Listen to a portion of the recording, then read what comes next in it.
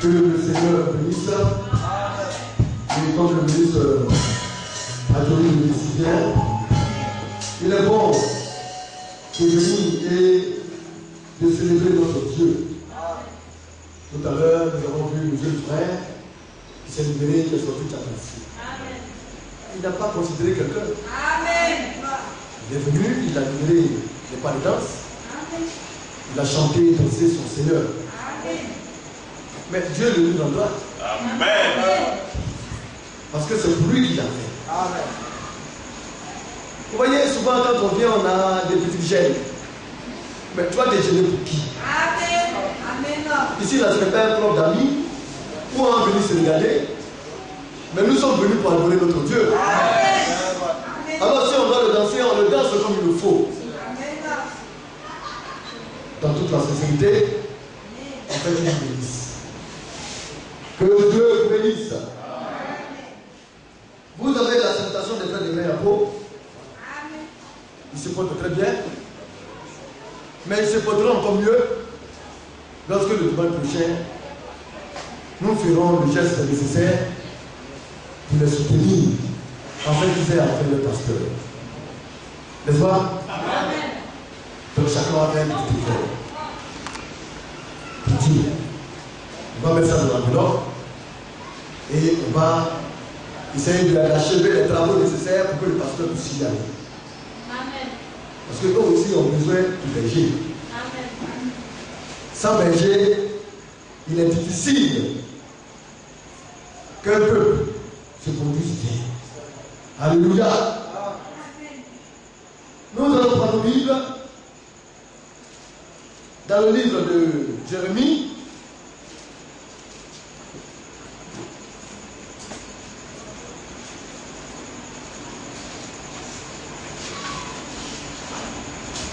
Ça, c'est cela, c'est un peu pour saluer les frères.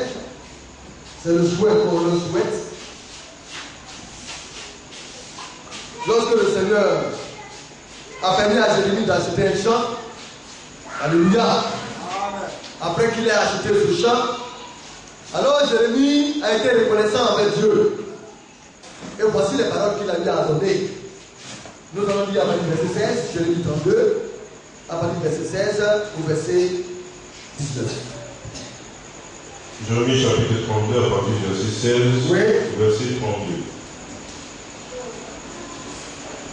Après que j'eus remis le contrat d'acquisition à Baruch, fils de Nérija, j'ai adressé cette prière à l'Éternel. Ah Seigneur éternel, voici tu as fait les cieux et la terre. Par ta grande puissance et par ton bras étendu, rien n'est étonnant de ta part. Donc, vous voyez, il s'est exclamé, ah Seigneur éternel. Mais Jérémie a souffert. Aujourd'hui, c'est vrai que nous passons par des moments souvent douloureux. Mais nous sommes les premiers à crier. Mais lisez l'histoire de Jérémie. Pour l'amour de Dieu, ce qu'il a vécu de la part des hommes. Et il y a toujours aussi des peuples aussi de ce genre. Un Dieu si bon. Un Dieu si merveilleux.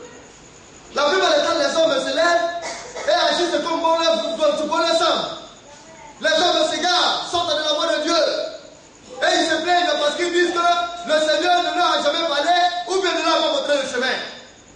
Mais ici, le Seigneur se lève devant l'heure. Le Seigneur utilise Jérémie. Et il parle au peuple de Dieu. Mais le peuple de Dieu s'entête et se rebelle à la voix de Dieu. Alors, comme les paroles de Jérémie étaient devenues des paroles dures, difficile, des paroles et des malheurs, alors ils ont mis tout sur le pauvre Jérémie. C'est toi qui prononces les choses sur nous. Mais que peut faire Jérémie? Si le Saint-Esprit, l'Esprit de Dieu, ne l'utilise pas, est-ce que Jérémie peut ouvrir la bouche? Jérémie n'agit que pour quelqu'un. N'agit que de la part d'une personne. Et cette personne, c'est notre Dieu. Mais Jérémie a été torturé. Il a été jeune, c'était en prison. Il a été privé de nourriture. Il a été frappé. Toutes sortes de choses ont été administrées à Jérémie. Et quand le temps est arrivé, le Seigneur a dit à Jérémie, va maintenant et achète-toi un terrain. Alléluia. Et le Seigneur avait déjà profité de cela. Lorsqu'il a acheté le terrain, il a confié le terrain à Baruch pour le garder. Alléluia. Et là maintenant, sa reconnaissance avec Dieu. Ah Seigneur éternel, voici, tu as fait les cieux et la terre par ta grande puissance, par ton bras étendu, pour montrer un peu la puissance de notre Dieu, sa grandeur. Et il dit, rien n'est étonnant de ta part. Qu'est-ce que Dieu ne peut pas faire? Et quand nous parlons ici, nous ne parlons pas par rapport à Jérémie. Nous parlons par rapport à chacun d'entre nous. Amen. Aussi difficile que peut être le moment. Qu'est-ce que Dieu ne peut pas faire pour nous? Oui, bien aimé, nous continuons un peu. Le verset 18. Verset 18. Tu fais miséricorde jusqu'à la 1000e génération et tu punis l'iniquité des pères dans la personne de leurs enfants après eux. Tu es le Dieu grand, le puissant, dont le nom est l'Éternel des armées. Alors, il est le Dieu grand. Il est le Dieu puissant. Et son nom est l'Éternel, qui est l'auteur de toutes les créatures. L'Éternel des armées. C'est le verset 19, surtout que je veux lire. C'est le verset 19. Oui, frère. Verset 19. Oui. Tu es grand en conseil. Alors, notre Dieu est grand en conseil. Amen. Nous allons partir des grands conseils. Chaque âge a eu son conseil. Alléluia. Il y a eu le premier âge avec son messager. Le messager a donné son conseil. Et quand on parle de conseil, on parle de conseil qui peut donner la vie. De conseil qui peut t'amener à l'enlèvement. On ne parle pas de ce petit conseil qui va te manger aujourd'hui et puis demain tu es malade. Ou bien tu as un petit problème sur la terre, alors tu as reçu un petit conseil pour en sortir. Demain encore tu vas tomber dans un autre problème encore plus grave. Il ne s'agit pas de ces conseils-là que je parle. Mais un conseil qui te donne la vie éternelle. Un conseil qui va t'amener au ciel. Alléluia. Et notre Dieu est grand en conseil. C'est le véritable conseiller. Alléluia. Mais par quoi nous donne-t-il le conseil? C'est par le Saint-Esprit. Le Saint-Esprit a animé chaque serviteur de Dieu à des époques bien déterminées pour donner le conseil de Dieu à chaque âge de l'Église. Donc il n'y a pas un âge qui puisse dire qu'ils n'ont pas reçu le conseil de Dieu. Si tu as manqué le conseil de Dieu pour ton âge, c'est que tu ne fais pas partie des élus de ton âge. Alléluia. Il faudrait recevoir le conseil de ton âge pour dire que tu es un élu de ton âge. Mais tu peux aussi recevoir le conseil et puis ne rien faire de ce conseil. Alors le message peut venir à toi. Mais que fais-tu du message? Vous voyez? Et aujourd'hui, il y en a qui se retirent du message pour se perdre. Il y en a qui veulent créer autre chose que le message. C'est le message de Dieu pour notre temps. C'est le conseil de Dieu pour notre temps.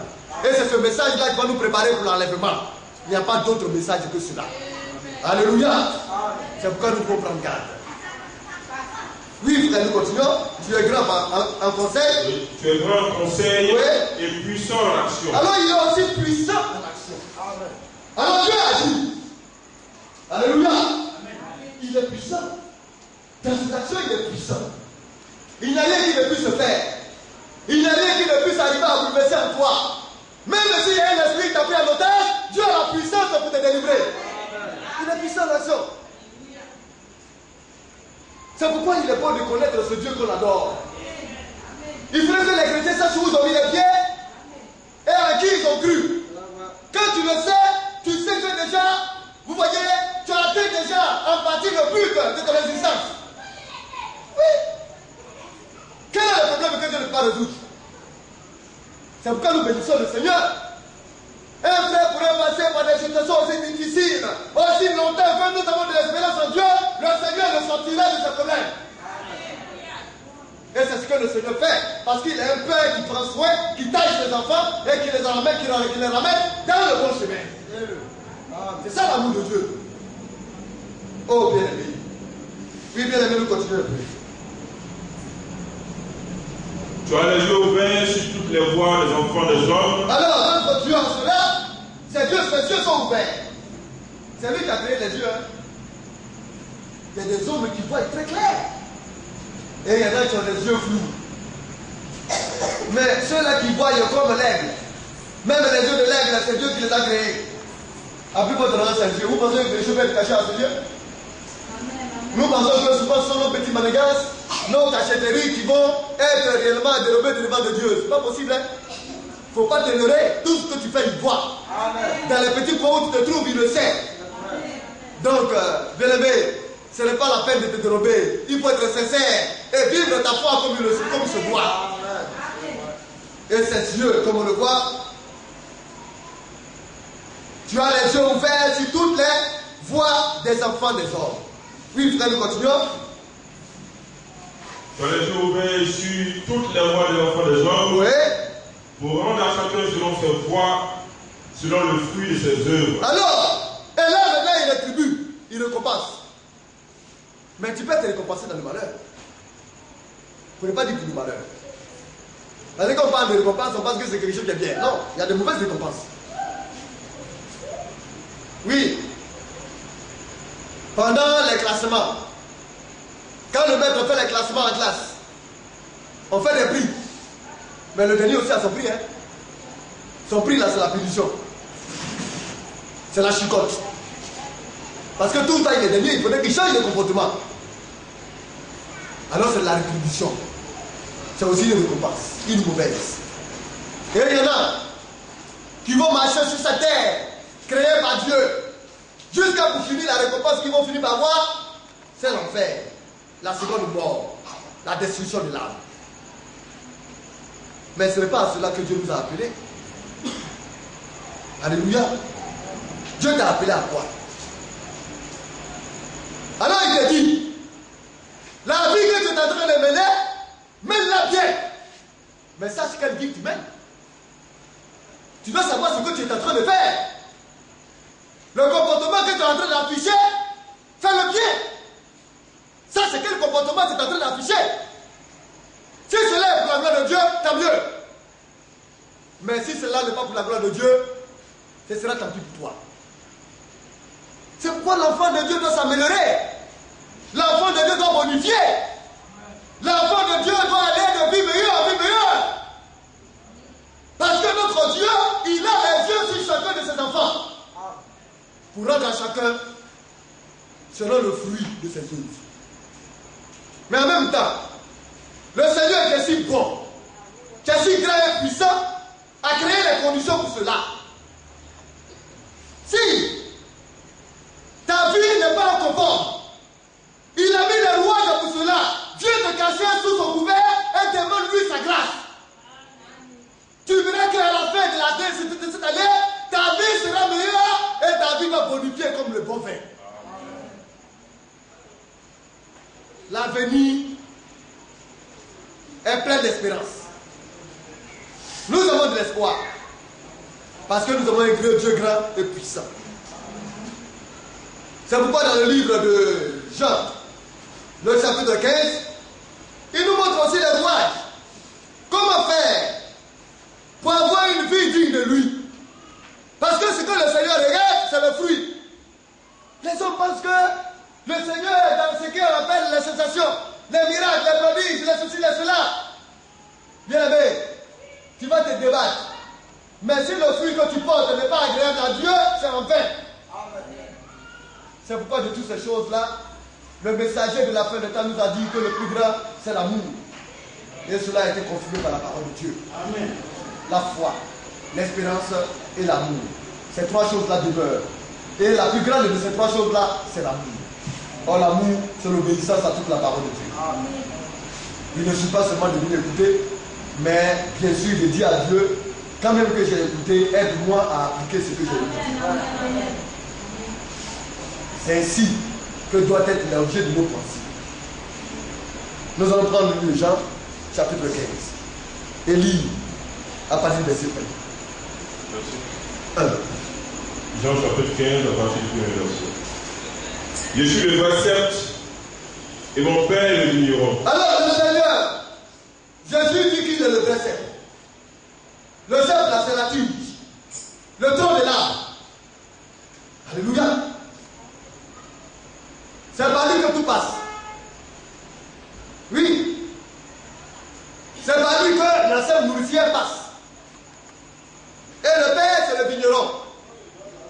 Vous voyez, c'est celui-là à qui appartient le champ. C'est celui-là qui voit la finalité des choses. Lui, rien ne l'intéresse que la finalité.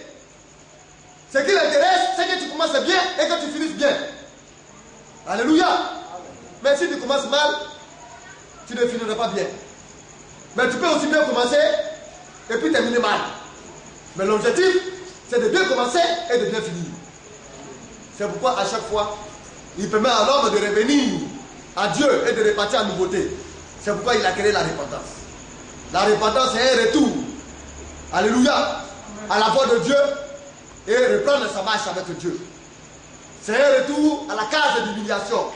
Il faut accepter de descendre. Il faut accepter de revenir. Accepter de t'humilier afin que Dieu maintenant te lève. Alléluia. Alors, le Seigneur dit qu'il est le Seigneur. Et le Père le vigneron.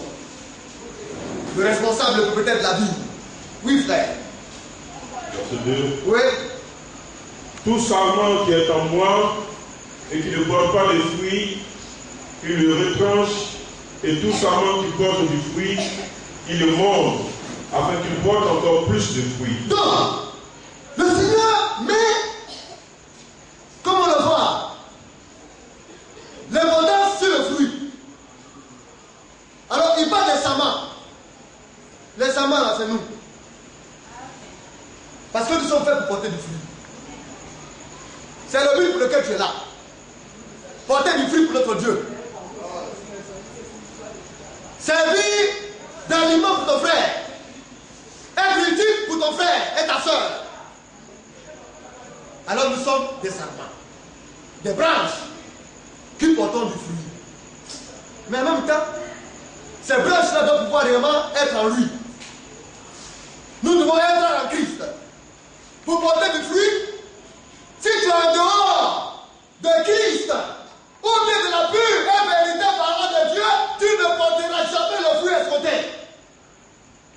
Donc une chose consiste à découvrir d'abord la véritable parole de Dieu. La pure et véritable parole de Dieu.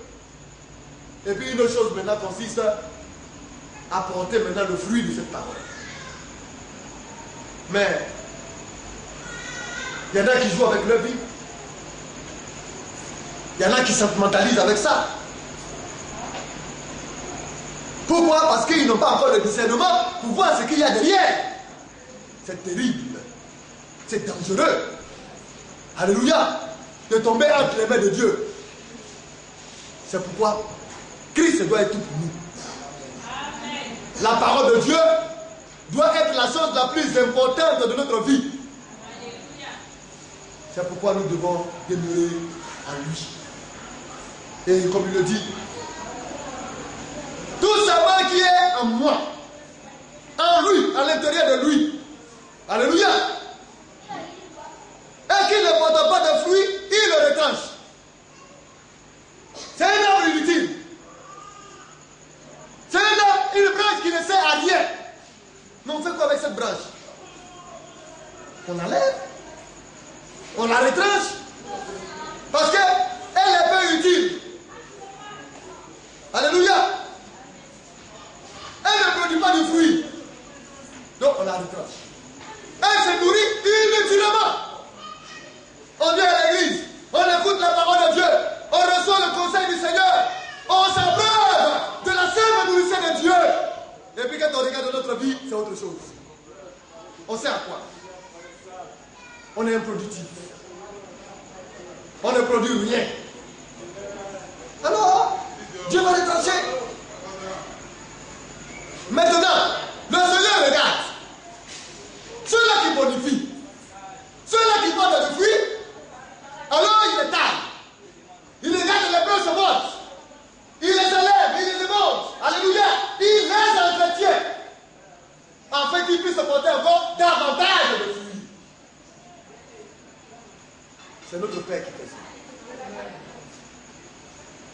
Alléluia. C'est pourquoi nous devons connaître qui est notre Père. Et l'adorer comme il faut. Oui, bien aimé, nous continuons. Verset 3. Déjà vous êtes purs à cause de la parole que je vous ai annoncée. Alors, le Seigneur montre la pureté au moyen de la parole. C'est la parole qui purifie. Mais si tu tires le cours, tu n'es pas régulier à l'église. La parole de Dieu n'est pas pour toi une primauté. La parole de Dieu n'est pas pour toi une importance capitale. Mais, au lieu de te purifier, tu finiras par te souiller. Parce que c'est la parole qui rend pur. Qu'est-ce qui peut résister à la parole?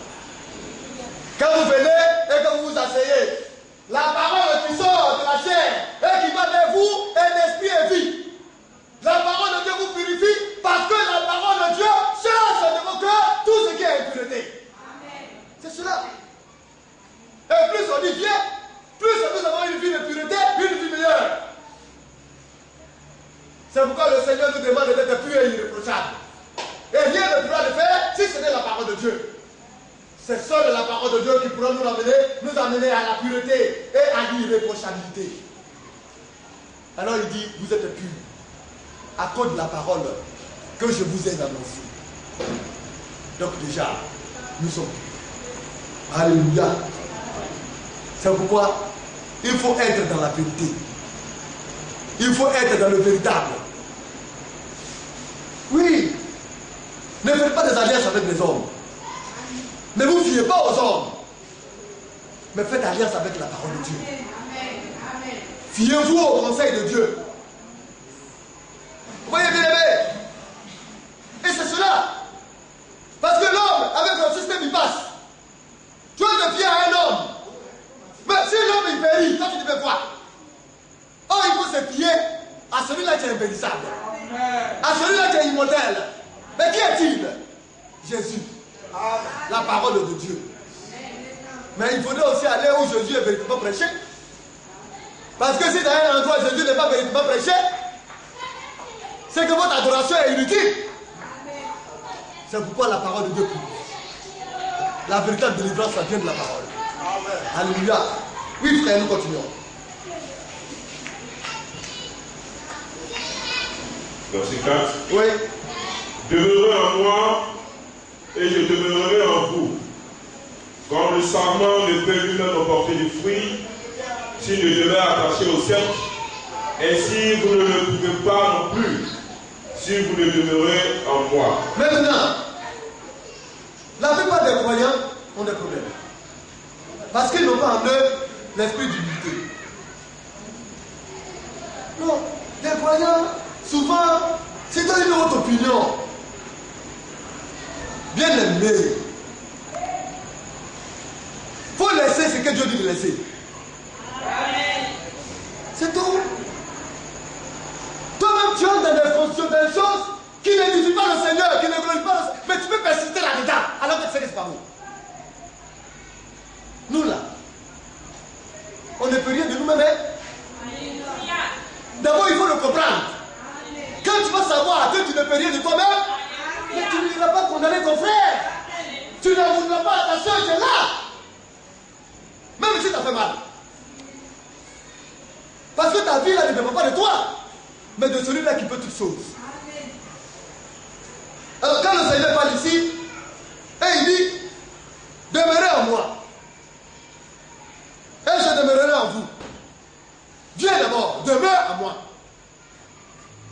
Demeure dans la parole. Et moi, le Seigneur, la parole de Dieu, par mon esprit, je vais demeurer en toi. C'est un consigne. C'est un conseil. Mais comment je vais le faire? Commence d'abord par être régulier à l'église. Par écouter la parole de Dieu et par demander au Seigneur, aide-moi à demeurer en toi. Le Seigneur là, il est fidèle. Les autres sont infidèles. L'homme peut mentir, mais le Seigneur lui il ne ment jamais. Tu penses que tu vas demander quelque chose au Seigneur après un certain temps et puis le Seigneur ne le fera pas? Mais c'est parce qu'on a un problème, on manque de ça, la patience. Ça c'est le problème des croyants. On pense que quand on va commencer, tic au tac, les choses vont venir. Mais oh putain, ça aussi, c'est l'une des vertus du fruit de l'esprit. Mais il faut commencer par demander. C'est pourquoi le Seigneur a fait savoir dans le livre de Matthieu, si je me trompe, que ceux-là qui portent du fruit, du bon fruit, ce sont ceux-là qui ont un cœur honnête et bon. Alors il faut être honnête, il faut être sincère, et il faut le demander. Seigneur, non seulement je me bats pour être régulier dans ta maison, mais tout le monde est demeuré de ta parole. Jésus viendra et il dit ça, c'est ma volonté parfaite. Tout ce que vous demanderez à mon nom, son nom fonctionne dans sa parole. Et comme il veille sur sa parole, alors il te la donnera parce que tu as demandé selon sa parole. Ce sont des choses simples. Mais d'une importance capitale. Si vous demeurez à moi, moi aussi je demeurerai en vous. Alors, en demeurant dans la parole de Dieu, le Seigneur aussi par l'Esprit va venir demeurer à chacun d'entre nous. C'est pourquoi il a été dit que le Saint-Esprit n'est donné à que ceux-là qui lui obéissent. Il faut commencer par obéir. Demande au Seigneur de t'aider à obéir. Et le Saint-Esprit te sera donné comme gage. Alléluia. Jusqu'à la destination. Alors il dit, comme le serment ne peut rien de lui-même, ne peut de lui-même porter du fruit, le serment ne peut rien. Seigneur, je suis une branche. Je suis attaché à toi. Tu sais qu'en dehors de toi, je ne peux rien. C'est la vérité, parce que sans toi, je ne peux rien. Est-ce que vous avez vu quelqu'un qui a demandé au Seigneur de le préserver du malin, de le préserver du danger, de le préserver des manigances du diable, et puis Satan est venu l'apporter sur lui? Non. Des moments difficiles viendront, où il va sembler même sombrer, mais Dieu va le relever, parce que depuis longtemps, il a demandé au Seigneur le soutien. Dieu est fidèle. Amen. Mais il faut commencer d'abord par demander. Il ne faut pas attendre à ce que le drame arrive d'abord pour demander. Et c'est là que les chrétiens font souvent erreur. Quand on regarde, on pense qu'un tel fait, il est fort. On pense que réellement il est musclé, ou bien il est dans des dispositions vraiment pour être très favorables. Parce que réellement, il est si important. Non. Nul n'est fort. Mais certains font preuve de prudence et de visionnaire. Parce que quand tu as la vision, tu vas venir de loin ce qui arrive. Et tu prends des dispositions pour éviter la décadence. Alléluia. Te connaissant, tu sais que tu as des faiblesses. Dans tel compartiment, et tu sais que dans la marche, tu seras confronté à des épreuves liées à ces compartiments dans lesquels tu es faible. Alors qu'est-ce que tu dois faire? Tu dois commencer à travailler et à demander à Dieu de sécuriser ces compartiments-là. Et le Seigneur qui est fidèle et puissant, tu as la capacité de faire toutes choses, va créer les dispositions au temps marqué. Et lorsque le temps viendra où les épreuves, suite à cette partie de faiblesse arriveront, lorsque les épreuves arriveront, le Seigneur te sortira de l'épée. Mais parce qu'il a été prévoyant. Nous devons être simples comme les colombes, mais prudents comme les serpents. Le serpent, il est très prudent. Alléluia. Mais dans sa prudence, il est très mauvais. C'est pourquoi nous devons prendre la simplicité de la colombe pour être sur humble, parce que la colombe est tellement humble. Quand vous la voyez, elle est inoffensive. Elle est si paisible. qu'elle n'a rien à vouloir à autrui. Alléluia. Elle n'attend rien d'autrui. Elle mène une vie simple, une vie harmonieuse, une vie paisible. Et elle ne s'en tient qu'à ce que Dieu lui a décidé de gré. La colombe n'a pas de Bible. C'est pourquoi si la colombe va manger maïs, la colombe va mourir. Si la colombe se va manger, comme on appelle ça de la viande, la colombe va mourir. La colombe ne mange que des grains. Alléluia. Des grains disposés pour elle. C'est pourquoi le chrétien ne doit vivre que de la parole de Dieu. Amen. Et quand tu es si humble et que tu es si simple, alors tu n'as pas de problème avec quelqu'un. Et qu'est-ce qui se passe maintenant? À cela, nous devons ajouter la prudence. Être prudent. Alléluia. Et le Seigneur pouvait dire encore, comme le serpent, le saman, la branche ne peut rien, ne peut de lui-même porter du fruit, s'il ne demeure pas attaché au cep, ainsi vous ne pouvez plus, vous ne pouvez pas non plus. Vous ne le pouvez pas non plus si vous ne demeurez pas en moi. Sans le Seigneur, sans la parole de Dieu, nous ne pouvons rien. Le verset 5. Bien aimé. Verset 5.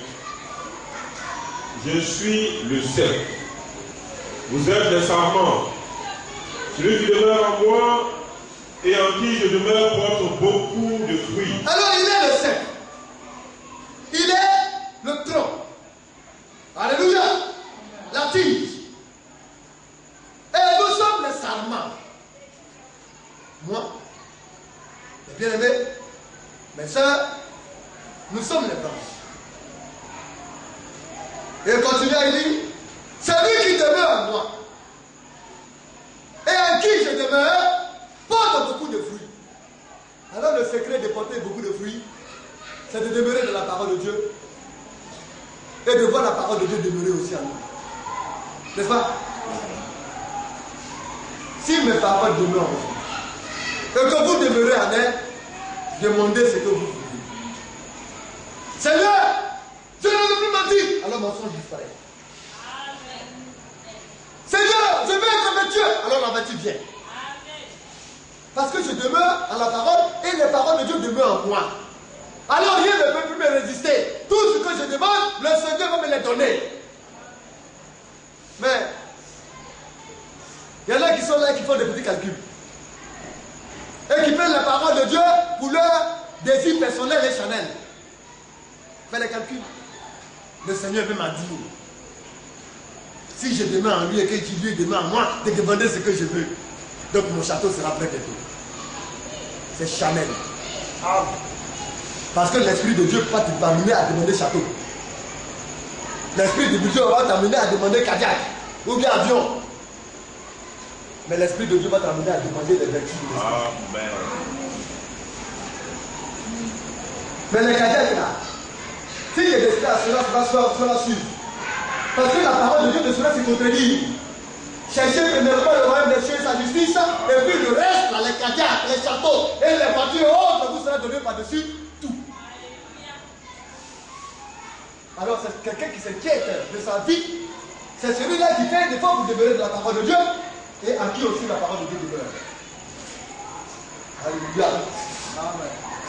Et ceux-là, la demande que le Seigneur est en train de formuler, c'est le fait de porter beaucoup de fruits. Le fruit de l'esprit. Alléluia. Nous devons avoir en nous le fruit de l'esprit et le fruit de l'esprit doit abonder en nous. Le secret, c'est que nous demeurions de la parole de Dieu et que aussi la parole de Dieu demeure. C'est le secret. Puis frère. Car sans moi, vous ne pouvez rien faire. Et il le dit encore. On est dépendant de lui. On a besoin de lui. On ne peut rien en dehors de lui. Mais un individu qui ne peut rien, il n'est rien. Et puis à chaque fois, c'est lui qui tape sa petite poitrine. C'est lui qui montre sa petite bouche et qui parle sur tout le monde. C'est lui qui regarde qui réellement il doit juger et qui il va condamner. Dieu n'a pas appelé le chrétien à ça. Occupe-toi de ta vie. Soucie-toi de toi-même, de ta vie. Et si tu as un fruit, si tu portes du fruit, tu feras du bien à tes frères et à ta soeur. Parce que tout le monde va venir à toi. Tout le monde va désirer sa brebis en toi. Tout le monde va désirer manger au travers de toi. Parce que tu es un bon fruit. Bien-aimé. Et nous continuons. Verset 6. Si quelqu'un ne demeure pas en moi, il est jeté dehors comme le sarment et il sèche, puis on le ramasse sur les œufs au feu et il brûle. Alors, si quelqu'un ne demeure pas en moi, il est jeté dehors. C'est pas du tout contact, hein? Le Seigneur, il est patient. Tu ne le sauras même pas. Tu vis comme tu veux. Tu te comportes comme bon te semble. Tu agis comme tu veux. Tu parles comme tu veux. Tu insultes, tu es arrogant, tu es vulgaire. Tu es un diviseur. Tu es un hypocrite. Tu es en train de sécher. Mais tu ne le sais pas. Oui? Tu es un bon mort. Parce que là où tu passes, tu donnes la mort. Dans le lieu où tu te trouves, au lieu de produire la vie, c'est la mort qui est en train de produire. Les enfants de Dieu sont des constructeurs. Les enfants de Dieu sont des donneurs de vie. Les enfants de Dieu sont des harmonisateurs. Ils créent l'harmonie où ils se trouvent. Mais le Seigneur ne veut pas dire, va dire au temps, regarde, ange, lui là, attrapez-le. C'est un monstre qui est brûlé. Non. Il va te laisser sécher normalement. Parce que tu n'as pas pris goût à l'amour de Dieu. Tu n'as pas pris goût au conseil de Dieu. Tout le conseil de Dieu nous est donné aujourd'hui. Oui.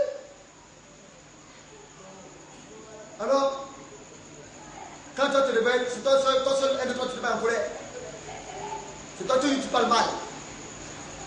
Quand tu es au milieu des frères, c'est toi qui crée les amis et les divisions. Au lieu de réunir les frères, toi tu veux réellement créer une discorde entre eux. C'est toi qui vas de maison en maison pour parler du mal de chaque frère et soeur. Tu es un bois sec. Tu attends ton jour. Et là, on a dit que peut-être tu es surpris, tu ne seras pas surpris parce que tu sais ce que tu produis. Tu as une sémence de discorde. Or, en Dieu, il n'y a point de discorde. Mais en Dieu, il y a l'union. Il y a la fraternité. Il y a l'harmonie. Et c'est ce que nous devons être. Alléluia. Amen. Oui, frère. Verset 7. Oui. Si vous demeurez en moi, Oui. et que mes paroles demeurent en vous, Oui. demandez ce que vous voudrez, et cela vous sera accordé. Qu'est-ce que tu as demandé, mon frère? Il dit demande ce que tu veux. Et cela te sera accordé. Qu'est-ce que toi tu as demandé? Tu sais ce que tu as demandé. Mais commence d'abord par demeurer en Christ. Et faire de sorte que la parole de Dieu demeure en toi. Amen. Mais je te donne un conseil. Demande le ciel. Amen. Et demander le ciel, c'est demander le fruit de l'esprit. Or, le fruit de l'esprit commence par l'amour, la paix, la joie, la tempérance, la bénignité. Quand je vois des frères qui se battent pour leurs frères, qui sont prêts pour leurs frères, qui savent que la fraternité en Christ est importante et capitale, et qui sont accrochés au Seigneur, j'ai dit ils sont bien partis. Mais nous le revoir, c'est l'âge dans lequel nous sommes. Le dernier. C'est ça. Vous voyez, aujourd'hui, c'est l'amour. Or, l'amour, c'est Christ. Parce que Dieu est amour. Alléluia. Mais, l'avant-dernier, ça c'est Dieu lui-même.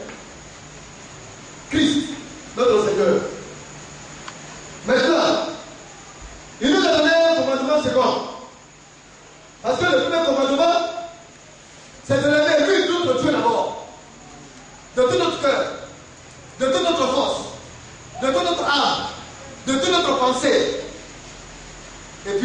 commandement qui lui est semblable, c'est de vous aimer les uns les autres comme vous nous aimez.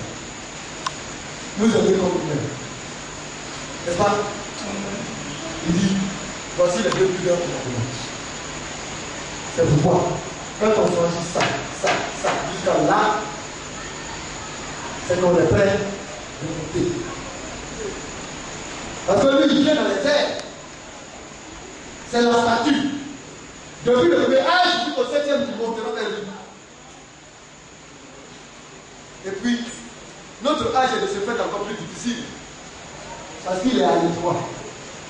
Au premier âge, il y a beaucoup de croyants. Pourquoi vous voyez, c'est l'âge, c'est long. Au fur et à mesure que le temps passe, le nombre de croyants véritables de lui est précis.